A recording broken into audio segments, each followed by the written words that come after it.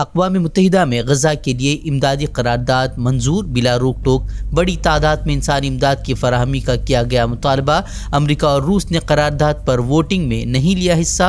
रूस ने इंसानी इमदाद के साथ जंगबंदी के अल्फाज भी करारदाद में शामिल करने की पेश की तजवीज़। अमरीका ने तजवीज़ को किया मुस्तरद। अक़वाम मुत्तहिदा में करारदाद की मंजूरी के बाद इजराइली हमलों में शिद्दत। ताज़ा हमलों में एक ही ख़ानदान के 75 अफराद शहीद। कई ममालिक ने अक़वाम मुत्तहिदा को ही बेमाने करार देते हुए की तनक़ीद। गज़ा में इसराइली वहशियाना बमबारी का सिलसिला जारी।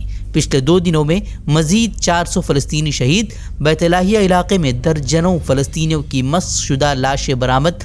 800 के करीब फ़लस्तीनी ज़ख्मी। फ़लस्तीनियों के लिए कोई भी इलाका महफूज नहीं। मजमूई हलाकतों की तादाद 21,000 के करीब। गज़ा में इजराइली हमलों में सहाफ़ी भी गंवा रहे हैं जान। जंग के आगाज़ से अब तक 99 सहाफ़ी शहीद। पनागुज़ीन कैंप पर इजराइली बमबारी में आज एक और सहाफ़ी जाँ बहक। गज़ा में बमबारी के दरमियान वेस्ट बैंक में भी इजराइली जुल्म व जबर जारी। छापामार कार्रवाइयों के नाम पर कई मकानात में तोड़फोड़। मुतअद्दिद फ़लस्तीनी गिरफ्तार। गज़ा में जारी क़त्ल-ए-आम के दरमियान यमनी हूसियों के बहरे अहमर में बहरी जहाज़ों को निशाना बनाने का सिलसिला जारी। मज़ीद एक और जहाज़ को ड्रोन से बनाया गया निशाना। अमरीका और इत्तेहादी परेशान। गज़ा में जंगी जराइम न रोकने पर ईरान ने अमरीका समेत मगरबी ममालिक को बहरे रूम बंद करने की दी धमकी। हूसियों के हमलों से परेशान। अमरीका ने ईरान पर आयद किया हूसियों के हमलों की मनसूबाबंदी का इल्ज़ाम। ईरान ने अमरीकी दावों को किया मुस्तरद। ज़मीनी जंग में इजराइली फ़ौज को जहन्नम रसीद कर रहे हैं मुज़ाहमती तंजीमें। सराय अल कुदस और अल क़साम ब्रिगेड ने इजराइली फ़ौजियों को निशाना बनाने की जारी की नई वीडियो। इजराइल का अब आने वाले हफ्तों में ज़मीनी हमले बंद कर सिर्फ फ़ज़ाई हमलों का सहारा लेने पर गौर। जंग में शिद्दत के साथ ही अमरीकी वज़ीर ख़ारजा की इसराइली वज़ीर दिफ़ा से बातचीत। इजराइल को यरगमालियों की रिहाई में तेज़ी लाने पर अमरीका ने दिया जोर। क्रिमिनल लॉ में तरमीम के 2 दिनों में ही मगरबी बंगाल में मॉब लिंचिंग का वाक़या। गाय चोरी के शुबे में मुश्तइल भीड़ ने 2 लोगों का पीट पीट कर किया कत्ल। नए क्रिमिनल लॉ में मॉब लिंचिंग के लिए सजाए मौत का है इल्तिज़ाम। कर्नाटक में कांग्रेस सरकार ने तालीमी इदारों में हिजाब पर लगी पाबंदी हटाने का किया ऐलान। 2022 में बीजेपी ने हिजाब पर पाबंदी आयद कर खड़ा किया था हंगामा।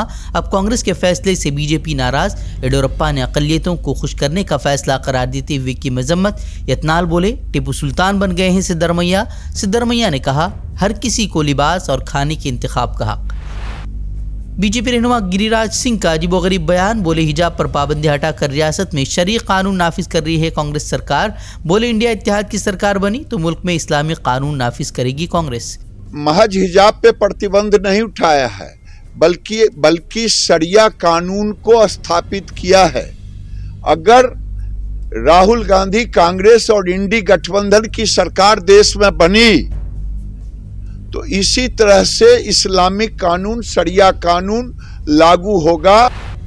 146 अपोजिशन अराकीन ने पार्लियामेंट की मअतली के खिलाफ अपोजिशन का जमहूरियत बचाओ बैनर तले मुल्कगीर मुजाहरा। दिल्ली में जंतर मंतर पर सीनियर अपोजिशन लीडरों की जज्बाती तकारीर। मोदी हुकूमत के इक़दामात को जमहूरियत के कत्ल से किया ताबीर। मोदी हुकूमत को हटाने तक जद्दोजहद जारी रखने का दोहराया आज़म। कोरोना के नए वेरिएंट से यूपी हुकूमत ने आवाम को किया खबरदार। खांसी बुखार और सांस लेने में दुश्वारी वाले मरीजों के लिए कोविड टेस्ट किया लाजमी। क्रिसमस के मौके पर कोविड प्रोटोकॉल पर अमल की भी दी हिदायत। शराब पॉलिसी मामले में अब दिल्ली के सीएम केजरीवाल पर भी लटकी गिरफ्तारी की तलवार। तीसरी मरतबा ईडी ने भेजा समन। 3 जनवरी को हाजिर होने की दी हिदायत। आम आदमी पार्टी ने कहा 10 दिन के मुराकबे में बैठे हैं केजरीवाल, किसी से नहीं कर सकते मुलाकात। सरकार की एजेंसी ईडी को ये मालूम है कि अरविंद केजरीवाल जी 10 दिन के विपाशना में गए हुए हैं। अब विपाशना के अंदर अगर कोई ध्यान करता हो तो उसको मालूम होगा कि उसके अंदर आप पूरी दुनिया से जो है कटे हुए होते हैं। आपके पास कोई ना फ़ोन होता है, ना टीवी होता है, ना अखबार होता है, ना कोई कम्युनिकेशन होता है। ऐसे में आप पीछे से कह रहे हैं कि हमने सम्मन दे दिया। अरे भाई आपने सम्मन दे दिया, लिया किसने आपका सम्मन? तो सिर्फ और सिर्फ एक राजनीतिक परसेप्शन बनाने के लिए आपने सम्मन दिया। इसका मतलब यह है कि आपको कानून से, लीगैलिटी से कोई लेना देना नहीं है। आप सिर्फ एक राजनीति के चलते केंद्र सरकार के दबाव में इस सम्मन को कर रहे हैं। दिल्ली हुकूमत की मुश्किलात में इजाफा, अब सरकारी अस्पतालों में अद्वियात की खरीदारी मामले की CBI तहकीकात का LG ने दिया हुक्म, बेतरतीब तरीके से अद्वियात खरीदने का केजरीवाल सरकार पर लगाया गया है इल्ज़ाम।